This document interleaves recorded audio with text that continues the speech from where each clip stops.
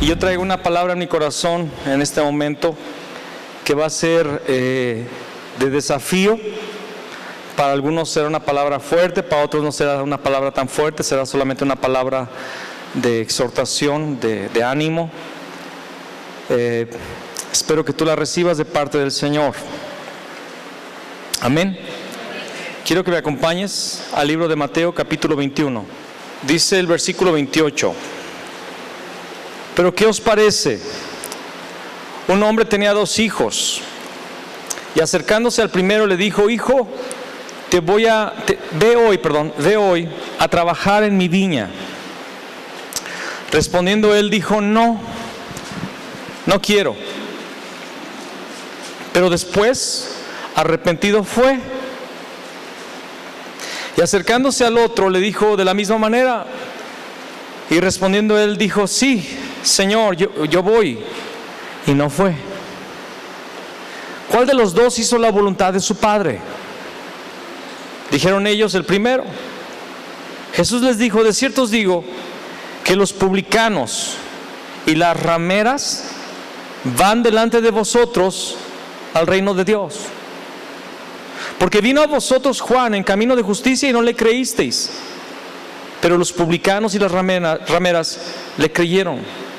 Y vosotros, viendo esto, no os arrepentisteis después para creerle. Señor, unge mis labios en esta tarde y abre los oídos de tu pueblo en esta tarde, Señor, para que escuchemos con atención tu palabra y para que entendamos con el Espíritu, Señor, tu voz. Señor, que tu palabra, aunque sea muy fuerte en esta tarde, Señor, sea una palabra de alivio, una palabra de sanidad, una palabra de fortaleza a todos, Señor. Y que con corazones sinceros podamos aplicar el día de hoy esta palabra. Pues te lo pedimos en el nombre de Jesús, quien es el Cristo. Amén y amén. Esta escritura de Mateo 21 está bien clara, ¿verdad que sí?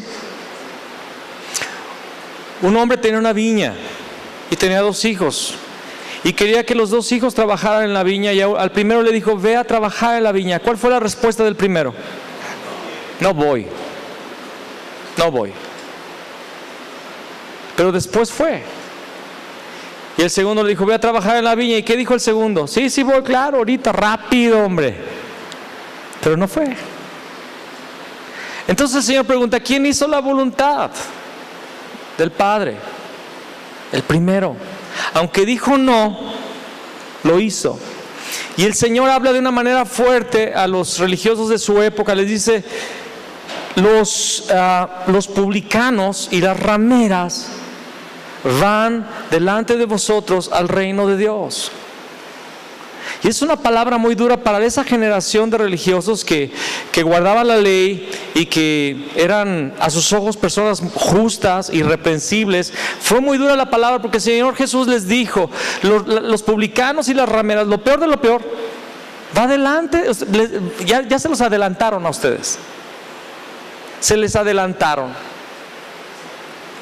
¿Por qué? Porque ustedes son el segundo hijo que dijeron sí, pero su vida es un no. ¿Estamos? Y los publicanos y las rameras son los que han dicho no porque se fueron a sus delitos y sus pecados, pero en un momento dado escucharon la palabra del profeta Juan y entraron al reino y se dieron al Señor. ¿Y sabes qué es lo fuerte de esta palabra, que es actual?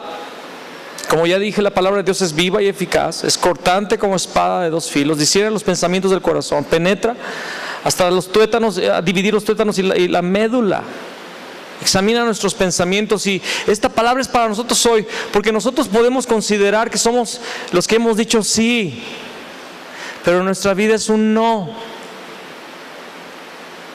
Y hay gente afuera que no quiere entrar aquí adentro, que ha dicho no al evangelio, pero que en algún momento dado reaccionan y simplemente dicen sí y lo hacen, y se arrepienten de sus pecados y buscan al Señor. Algunos de ellos lo van a hacer al último tiempo, en el último momento, tal vez poco tiempo antes de que ya se esté acabando la oportunidad, pero lo van a hacer.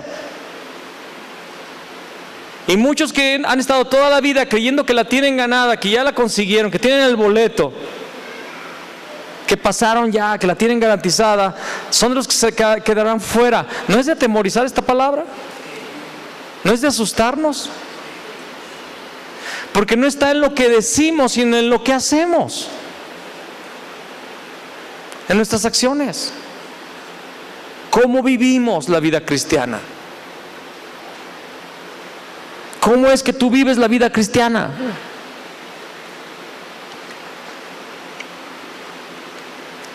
¿Cómo vives cada semana? ¿Qué haces de tus días? ¿Qué haces de tus horas? ¿Qué haces de los minutos que Dios te regala? ¿Qué haces por su reino? ¿Qué haces por su viña? Porque siempre en la palabra Dios compara la viña con su reino. ¿Estás conmigo? Y Dios quiere que trabajes en su viña. La iglesia ha sido contaminada por el clericalismo, que nos ha enseñado que solamente unos pocos, Fabián, Arturo y Osvaldo, son los que deben ministrar y servir al Señor, junto con sus esposas y 2, 3 que se apegan ahí, que siempre están ahí, Isaías y otros hermanos que están ahí, a duro y dale, ¿verdad? Que quieren ayudar. Y ellos son los de la obra, ellos son los que tienen que echarle ganas. Y nosotros tenemos nuestra vida secular, trabajamos, vivimos para lo que tenemos que vivir, trabajar para ganar dinero, para comer y vivir bien, sin hacerle el mal a nadie, haciendo el amor y no la guerra, ¿verdad? Y ya. Pero hemos sido llamados todos a trabajar en la viña. Y la viña es el reino, y eso tiene que ver con el mundo, con la evangelización. El tema se llama el atalaya, porque Dios nos ha llamado a ser atalayas. Acompáñame ahora a Romanos capítulo 1, versículo 1 al 7. Pablo, siervo de Jesús Cristo, llamado a ser apóstol, apartado para qué dice allí, para el evangelio de Dios. ¿Para qué fue apartado Pablo? Amén. Ahora, nada más fue Pablo apartado para el evangelio. Todos nosotros hemos sido apartados para el evangelio de Dios. Tenlo bien en cuenta. Dice aquí que Él había prometido, sigue hablando del evangelio, amén. El evangelio que Él había prometido antes por sus profetas en las Santas Escrituras. ¿Qué fue lo que profetizaron los profetas en el Antiguo Testamento? Profetizaron del Mesías. El evangelio es acerca del Mesías, del Cristo que había de venir, amén. Pablo fue apartado para el evangelio. ¿El evangelio de quién? De Cristo. Proclamar a Cristo, amén. Que Él había prometido antes por sus profetas en las Santas Escrituras acerca de su Hijo, nuestro Señor Jesús Cristo, o Jesús el Mesías, que era del linaje de David según la carne, que fue declarado Hijo de Dios con poder según el Espíritu de santidad por la resurrección de entre los muertos. Aquí está dando el evangelio completito, resumido en estos versículos, amén. Está hablando de Jesús el Cristo, que era del linaje de David, o sea que era rey. Aquí está declarando que Jesús es rey, amén. Y que Dios lo resucitó de los muertos. Solamente el Mesías podía resurgir de entre los muertos. Y por quien recibimos la gracia y el apostolado. ¿Por medio de quién se recibe la gracia y el apostolado? Por medio de Cristo. La gracia y el apostolado para la obediencia a la fe en todas las naciones por amor de su nombre. Di conmigo, ya lo hemos dicho en otro momento, pero hay que repetirlo, que quede bien claro. Hemos sido llamados a obedecer al Evangelio. Atrás, por favor, lo pueden repetir fuerte. Hemos sido llamados a la obediencia del Evangelio. Es que, mi hermano, en esto consiste la salvación, en no obedecer al Evangelio. El Evangelio es que Jesús es el Cristo. Entre las cuales, hablando de las naciones, entre las cuales estáis también vosotros, llamados a ser de Jesús Cristo. A todos los que estáis en México, todavía no se conocía en esa época México, pero ya estábamos por ahí, haciéndole sacrificios a Tlaloc, ya es no sé qué tanta cosa hará, ¿verdad? Pero es para nosotros. A todos los que estáis en Roma, amados de Dios, llamados a ser santos, gracia y paz a vosotros, de Dios nuestro Padre y del Señor Jesús Cristo, o Jesucristo. Amén. El tema de hoy es muy sencillo. El tema de hoy es muy claro. No hay vuelta de hoja.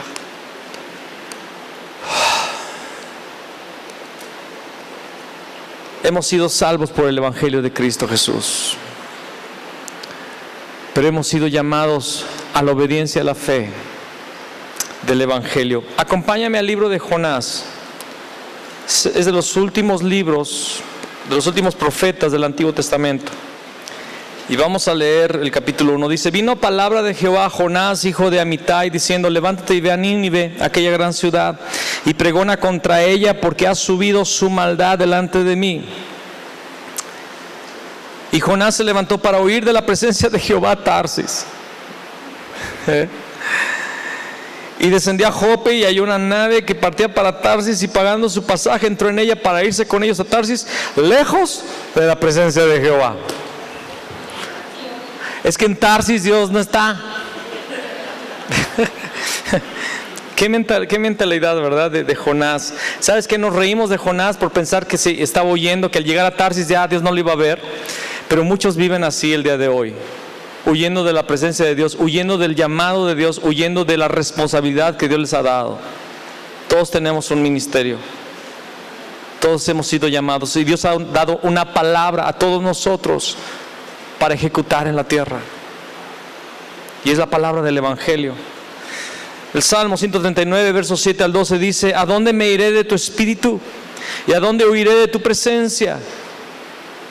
Si subiera a los cielos, allí estás tú, y si en el Seol hiciera mi estrado, allí tú estás. Si tomare las alas del alba y habitar en el extremo del mar, aún allí me guiará tu mano y me asirá tu diestra. Si dijere: ciertamente las tinieblas me cubrirán, aún la noche resplandecerá alrededor de mí. Aún las tinieblas no encubren de ti, y la noche resplandece como el día. Lo mismo te son las tinieblas que la luz. Hermanos, no podemos escondernos de Dios. No podemos huir de su presencia, no podemos huir del llamado. ¿Y sabes qué es lo más triste? Que muchas personas piensan que Dios no los ve, o que Dios no los llamó, o sienten que no tienen la responsabilidad de servir al Señor, pero un día van a comparecer ante el tribunal de Cristo, ante el trono blanco, al juicio del trono blanco, y van a estar delante del Señor, y Dios les va a decir a cada uno de ustedes, como a mí, va a decir: ¿por qué no obedeciste al llamado que yo te di? ¿Por qué huiste de mi presencia? ¿Por qué no obedeciste al Evangelio de la fe? Fabián te lo estuvo diciendo cada domingo, hasta que dejaste de ir ahí porque te cansó y te fuiste a otra iglesia.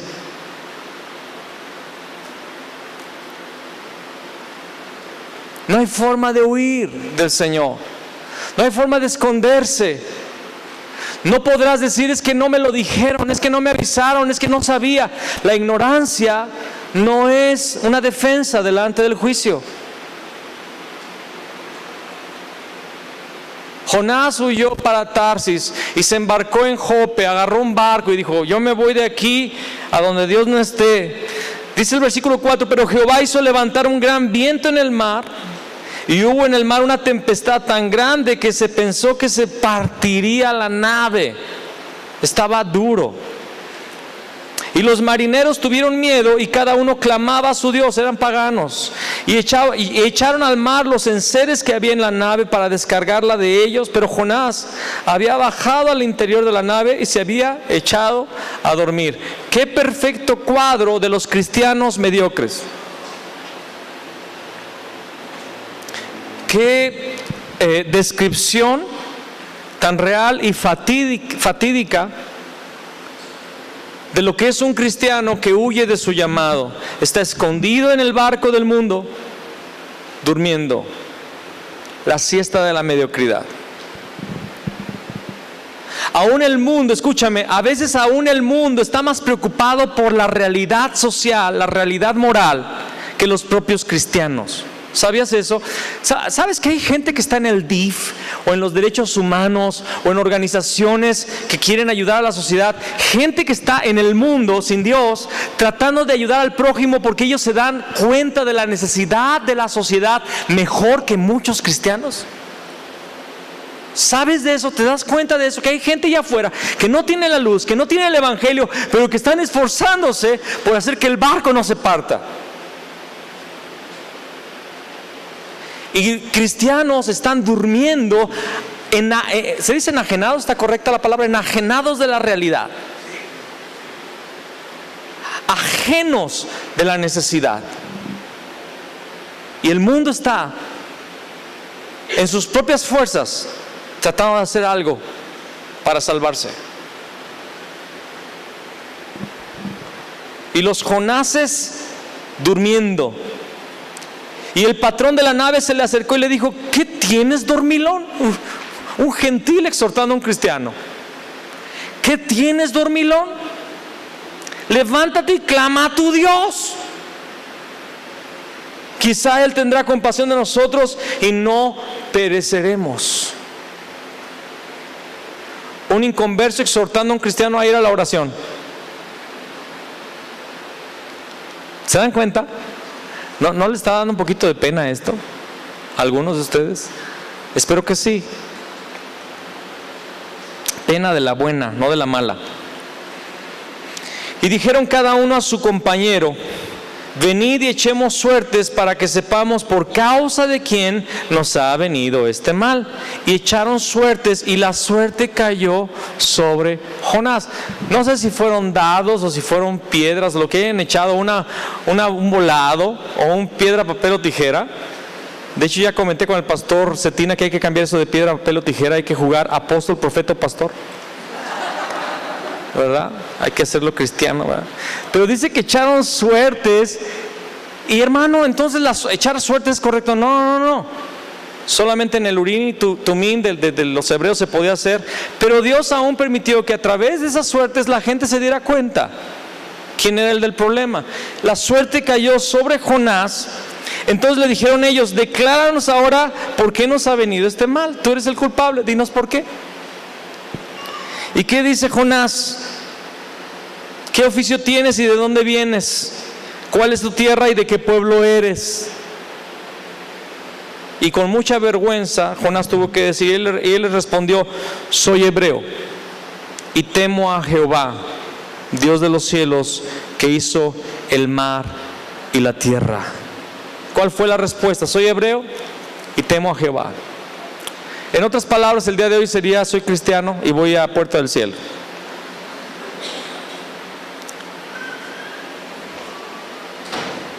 Aquí en este versículo 9 hay un aspecto muy importante para nosotros hoy. El aspecto es la identidad. Por mucho que te quieras dormir, por mucho que te quieras ocultar en el barco del mundo, en el barco del trabajo y de la cotidianeidad del mundo, por más que te quieras escapar de tu identidad, no puedes dejar de ser lo que eres y lo que Dios te ha llamado a ser. No puedes ocultarte entre la multitud, no puedes ocultarte entre los que se están calentando al fuego, porque alguien te va a preguntar: ¿no eres tú de los que andaban con Jesús? Y te lo van a repetir hasta el cansancio, hasta que el gallo cante y te des cuenta que estás traicionando al evangelio, como lo vimos la última vez. Identidad.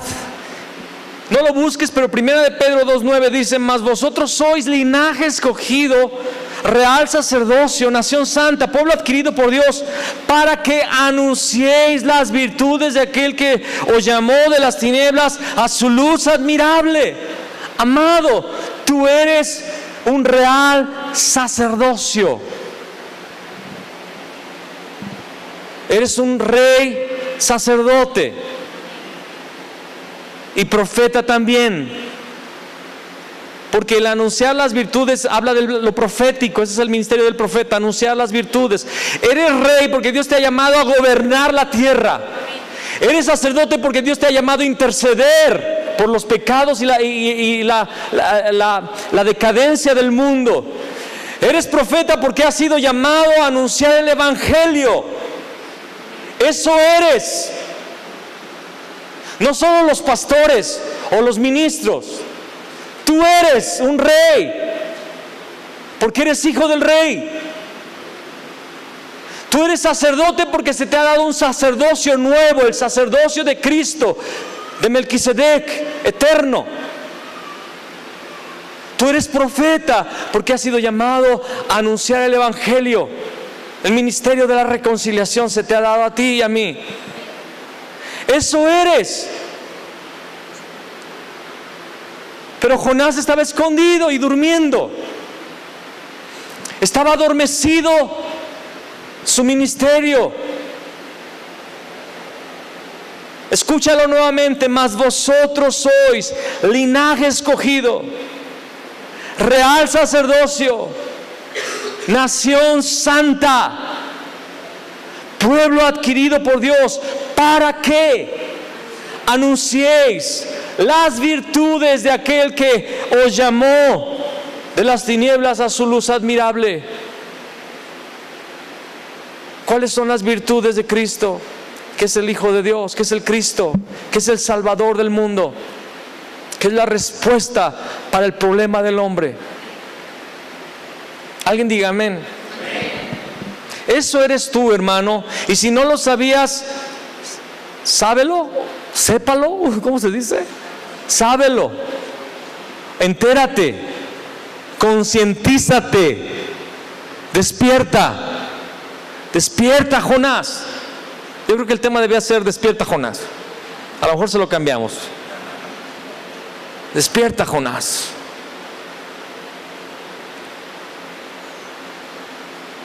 2 Corintios 5, 18 al 20 dice: y todo esto proviene de Dios, quien nos reconcilió consigo mismo por Cristo y nos dio el ministerio de la reconciliación. Y si ya te aburrió que leamos este versículo, me vale chetos,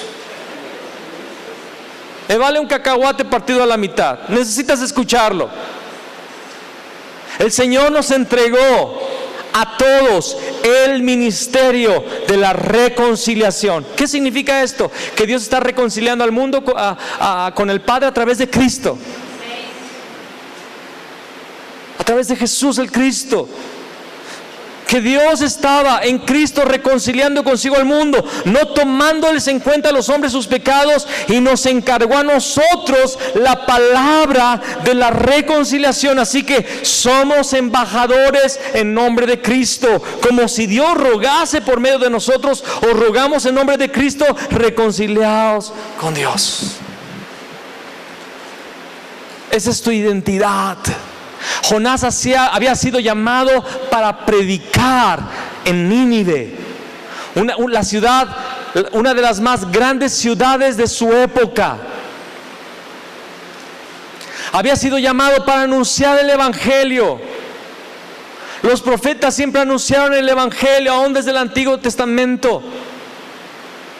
Pero él decidió no proclamar el evangelio y huir a la manera de muchos aquí el día de hoy. Y dice la palabra en el versículo 10, estoy hablando de Jonás 1:10: y aquellos hombres temieron sobremanera y le dijeron: ¿por qué has hecho esto? Porque ellos sabían que huía de la presencia de Jehová, pues él se los había declarado. Y le dijeron: ¿qué haremos contigo para que el mar se nos aquiete? Porque el mar se iba embraveciendo más y más.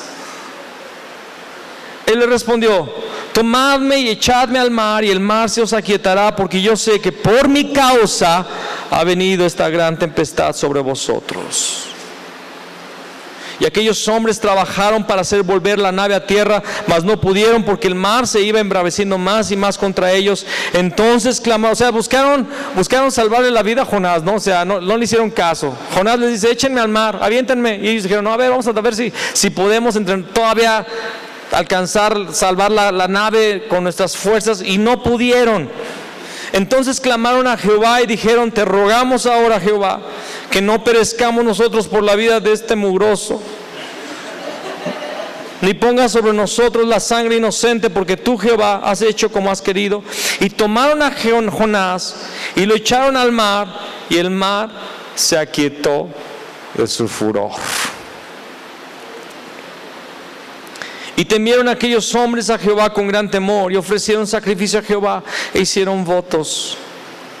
Pero Jehová tenía preparado un gran pez que tragase a Jonás, y estuvo Jonás en el vientre del pez 3 días y 3 noches. El libro de Jonás tiene varios usos del Espíritu Santo, y uno de ellos es que Jonás fue una señal profética de lo que Cristo Jesús haría por nosotros.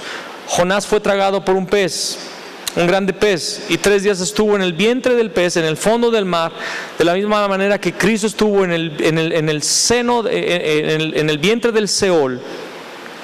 Él bajó a los infiernos, dice la palabra, por 3 días y 3 noches, pero resucitó.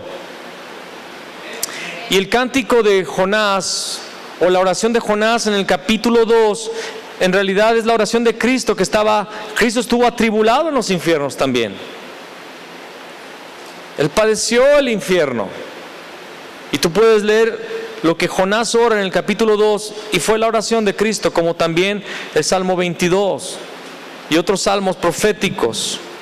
Entonces, Jonás se arrepiente, y dice la palabra en el capítulo 2, versículo 10: y mandó Jehová al pez, y vomitó a Jonás en tierra.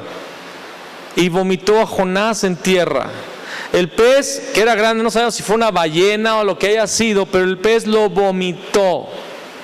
Ahora, en la oración de Jonás dice que las algas habían cubierto su rostro. ¿Te imaginas todos los jugos gástricos del pez y las algas en Jonás? Y todavía la vomitada, así salió Jonás. Yo he conocido muchas personas que tenían un llamado y se rehusaron al llamado, y Dios tuvo que tratar fuertemente con sus vidas, y perdieron muchos la salud, otros el dinero, otros la familia, algunos hasta miembros de su cuerpo, por no obedecer al llamado. Y cuando Dios los tuvo que disciplinar de esa manera, entonces sí, dijeron: bueno, te voy a obedecer, Señor. Algunos estuvieron al filo de la muerte. ¿Y qué necesidad? ¿Qué necesidad de ser vomitado? Reprendido por Dios por no querer hacer lo que Dios te mandó a hacer. El capítulo 3 dice: vino palabra de Jehová por segunda vez a Jonás, diciendo: levántate y ve a Nínive, aquella gran ciudad, y proclama en ella el mensaje que yo te diré. Y se levantó Jonás y fue a Nínive conforme a la palabra de Jehová. Y era Nínive ciudad grande en extremo, de 3 días de camino. Era una ciudad muy grande.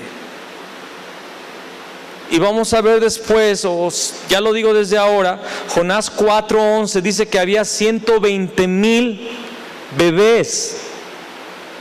No habla de la cantidad de adultos, habla de que había 120,000 que no sabían distinguir entre la mano izquierda de la derecha, y eso habla de un bebé. ¿Te imaginas qué tan grande era la ciudad que nada más de niños, de bebés, había 120,000? Significa que eran tal vez millones de personas. Una ciudad que se atravesaba después de 3 días a pie. Se levantó Jonás y fue a Nínive conforme a la palabra de Jehová, y era Nínive ciudad grande en extremo, de 3 días de camino. Y comenzó Jonás a entrar por la ciudad camino de un día. Ni siquiera recorrió toda la ciudad, solamente entró hasta una tercera parte de la ciudad, y predicaba diciendo: de aquí a 40 días Nínive será destruida. Y los hombres de Nínive creyeron a Dios y proclamaron ayuno. Y se vistieron de cilicio desde el mayor hasta el menor de ellos. Y llegó la noticia hasta el rey de Nínive. Y se levantó de su silla, se despojó de su vestido y se cubrió de cilicio y se sentó sobre ceniza. E hizo proclamar y anunciar en Nínive por mandato del rey de sus grandes, diciendo: hombres y animales, bueyes y ovejas, no gusten cosa alguna, no se les dé alimento ni beban agua, sino cúbranse de cilicio, hombres y animales, y clamen a Dios fuertemente, y conviértase cada uno de su mal camino, de la rapiña que hay en sus manos, o sea, del robo. ¿Quién sabe si se volverá y se arrepentirá Dios y se apartará del ardor de su ira y no pereceremos? Y vio Dios lo que hicieron, que se convirtieron de su mal camino, y se arrepintió del mal que había dicho que les haría y no lo hizo. Una nación se arrepintió, una nación tal vez de cientos de miles o hasta de millones. Una nación se arrepintió. Una nación que estaba destinada a perecer en menos de 2 meses.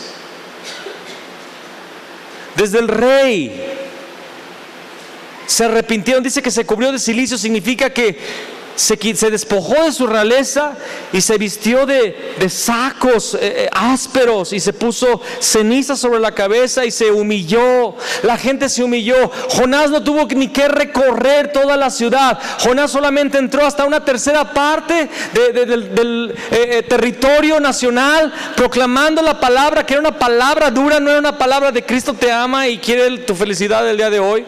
Fue una palabra de juicio, una palabra de destrucción, y la gente reaccionó y la gente se arrepintió. Porque sabes que tal vez tú pienses que la gente es muy dura para escuchar el mensaje, pero habrá gente que te va a sorprender de la sencillez y de la premura con la cual van a abrazar el evangelio que tú les vas a proclamar. Pero ¿sabes cuál es el problema de nosotros? Que somos como Jonás, huimos al llamado. Y luego, una vez que lo empezamos a hacer, en realidad no queremos que la gente se salve, queremos que la gente se muera en sus delitos y pecados. Queremos que le vaya mal. Porque Jonás en el capítulo 4 se enoja con Dios porque Dios perdona a la ciudad. Y le dice a Dios, no lo voy a leer, estudia después, dice Dios: ¿por qué estás enojado? Pues porque salvaste la ciudad. Y porque yo sabía que tú no los ibas a matar, sino que ibas, como eres misericordioso, los ibas a perdonar, y me enoja que me des un mensaje para que después yo quede en vergüenza, porque no lo vas a hacer. Y después ve cómo Dios ministra a Jonás en el capítulo 4 con una calabacera. Dios siempre nos ministra de alguna forma nuestro error. Jonás estaba todo chueco. O sea, aun cuando hizo la voluntad de Dios, estaba mal todavía, porque no lo hacía con un corazón para salvación, lo hacía con un corazón para juicio. Pero aún así Dios usó a Jonás, ¿verdad que sí? Aún así, en sus propósitos Dios lo iba a usar. Hay una gran responsabilidad en nuestras manos, hermano, y es una responsabilidad de sangre. No es algo sencillo lo que te voy a predicar en este momento, porque vamos a ir a otro capítulo de otro libro, y que es más fuerte, porque escúchame, después de que yo haya hablado contigo esta palabra, tú no serás inocente de la responsabilidad que hoy te está dando el Señor. Así es que si no quieres esta responsabilidad, es mejor que te pares y salgas del lugar, porque después de escuchar esta palabra, tú serás responsable de sangre delante del Señor. Ezequiel capítulo 3 versículo 17, búscalo por favor. Yo te he puesto por atalaya a la casa de Israel. Oirás pues tú la palabra de mi boca y los amonestarás de mi parte. Escúchame, vamos a seguir leyendo en un momento más. Pero ¿qué es el atalaya? Los atalayas eran personas que hacían vigilias durante el día y durante la noche. Generalmente eran varios atalayas para que estuvieran bien despiertos. El atalaya se ponía sobre el muro fortificado en un lugar muy lejano al centro de la ciudad, pero dentro de la ciudad, en un lugar fortificado, en una torre o en un muro o en una montaña. en un lugar alto, eran personas que tenían una buena visión, tenían que tener, en diferentes reinos había una campana, o una trompeta, un cuerno de carnero, un tambor, o una hoguera lista para ser prendida y que se viera el humo, alguna cosa. En el caso de Israel era un cuerno de carnero, y estaban vigilando. Había varios atalayas alrededor de toda la ciudad, y estaban vigilando por si se acercaba de forma sorpresiva un ejército invasor. Y estaban vigilando. Y el atalaya no se podía dormir, porque si sucedía que un ejército enemigo venía y él estaba dormido, la devastación, la pérdida sería total. Tenía que alertar para que la gente de guerra fuera corriendo a sus puestos y a tomar sus armas y defendieran la ciudad. Amén. Esos eran los atalayas. Dice una vez más: hijo de hombre, yo te he puesto por atalaya a la casa de Israel. ¿Qué somos nosotros? Atalayas. Y no podemos dormir o faltar a nuestro turno, ¿verdad? Yo te he puesto por atalaya a la casa de Israel. Oirás pues tú la palabra de mi boca y los amonestarás de mi parte. Así como vimos en el último mensaje que di, que hablé acerca de Samuel y hablé acerca de Isaías 50. Despertará mañana, cada mañana mi oído para que oiga como los sabios, para saber hablar palabras al cansado. Los atalayas actuales tenemos que escuchar la voz de Dios para darle la palabra al pueblo. ¿Saben qué estoy haciendo en este momento? ¿Y qué hacemos cada vez que nos subimos al púlpito? Estamos levantando la voz de atalaya. Estamos proclamando la palabra que hemos oído de parte del Señor para su pueblo. Y lo que yo te estoy hablando hoy es una palabra que viene del trono. No viene de mi mente. No es de un temita que organizamos. Es una palabra que viene del corazón de Dios, para amonestarte y para despertarte. Oirás pues tú la palabra de mi boca y los amonestarás de mi parte. Cuando yo dijere al impío: de cierto morirás, y tú no le amonestares ni le hablares, para que el impío sea apercibido de su mal camino a fin de que viva. El impío morirá por su maldad, claro, pero su sangre demandaré de tu mano.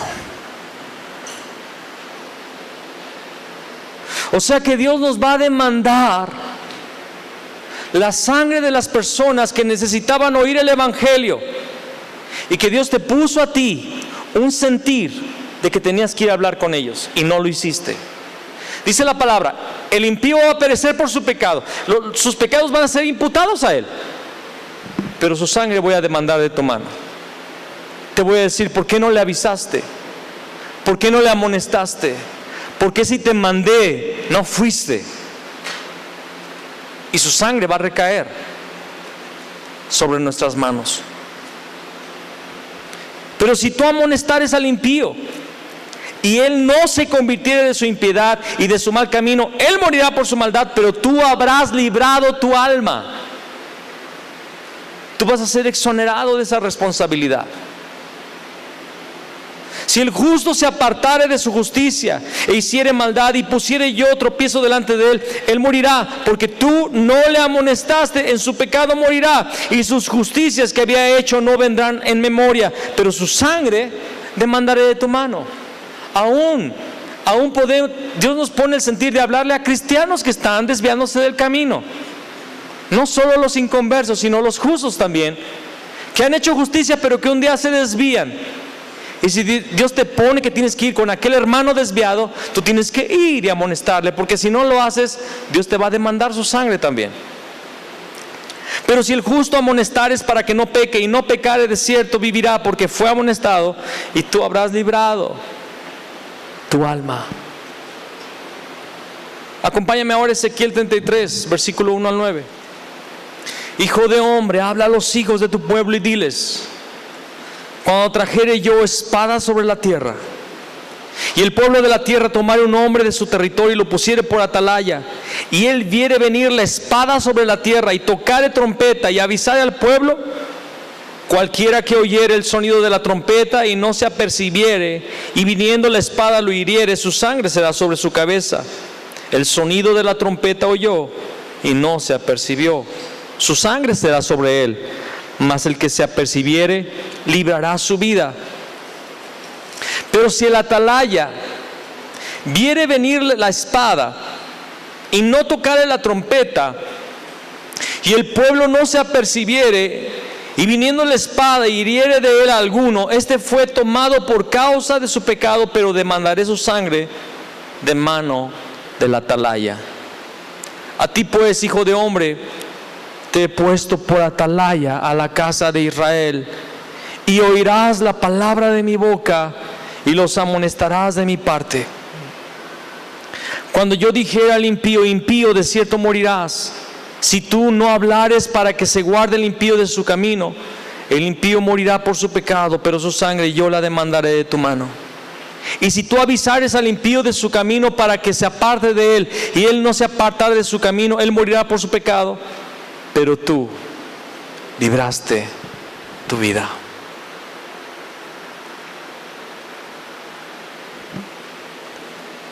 Cuando hablamos de evangelismo, cuando hablamos del evangelio, quiero que tú entiendas que realmente nuestra pretensión no es tener gente aquí, más gente. Esa no es nuestra pretensión. En momento alguno lo ha sido. No estamos, porque muchas iglesias sí lo hacen por eso. Evangeliza porque quieren tener iglesias grandes, porque hay deseos ocultos detrás de los corazones de algunos pastores o de algunos ministerios. Razones que no voy a hablar aquí porque no viene al caso. Pero cuando hablamos de evangelismo, hablamos de salvar al impío del infierno, del lago de fuego, de una eternidad separados de Dios, siendo atormentados por llamas de fuego. De eso se trata el evangelio, de hacerle ver a la gente que Cristo ya pagó sus pecados, que no tienen por qué ir al infierno, porque Él dice que no tomó en cuenta sus pecados, los ha absuelto a través de la cruz y de la resurrección de Cristo. La salvación ha sido regalada ya y está al alcance de cualquiera que confiese a Cristo como el Señor. Y es tan sencillo el evangelio, solamente es necesario creer y confesar con nuestra boca que Jesús, el Cristo, es el Señor. Y que es necesario el arrepentimiento de pecados y abandonar los pecados. El evangelio es sencillo,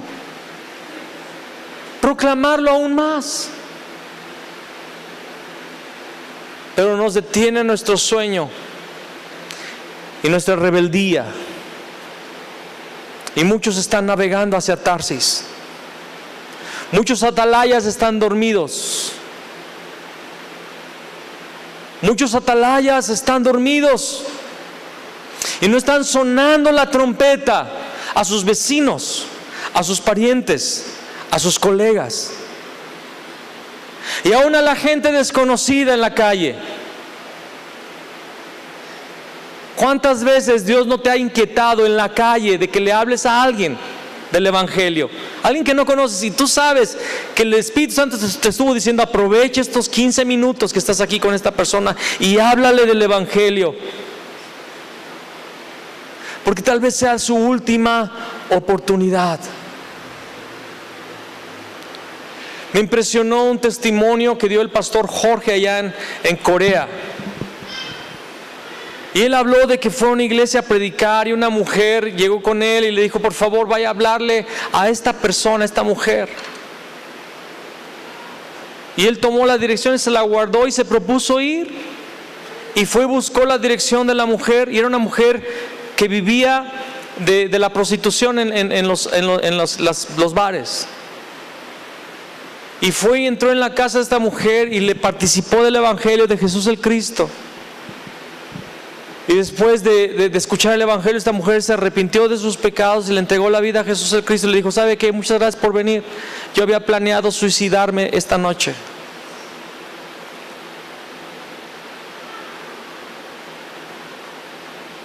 Porque ya no aguantaba más. Pero hoy fui salva. Y ahí impresionó este testimonio que dio el pastor Jorge. Y le doy gloria a Dios por su vida, por su obediencia. Al ir a predicarle a una desconocida. Y a una persona que, pues de lo peor para la sociedad, él se atrevió a entrar en su casa y hablarle del evangelio. Los publicanos y las rameras van adelante de muchos cristianos que han dicho sí, pero su vida es un no.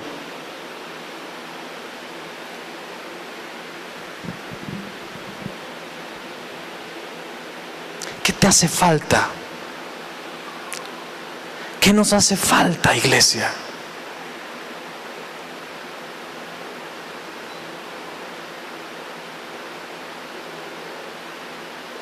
¿Tiene Dios que hacer que el barco se esté hundiendo para que tú despiertes? ¿Tiene que venir crisis financiera a tu vida para que despiertes y empieces a buscar a Dios? ¿O crisis física, un cáncer, un accidente para que despiertes y empieces a buscar al Señor? ¿O una tragedia, la pérdida de un hijo, una hija, un esposo, alguien, para que tú vuelvas a Dios? Se necesita de una tragedia, de una disciplina de Dios para que tú despiertes.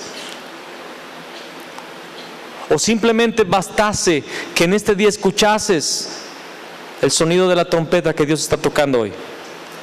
Hoy Dios está tocando la trompeta.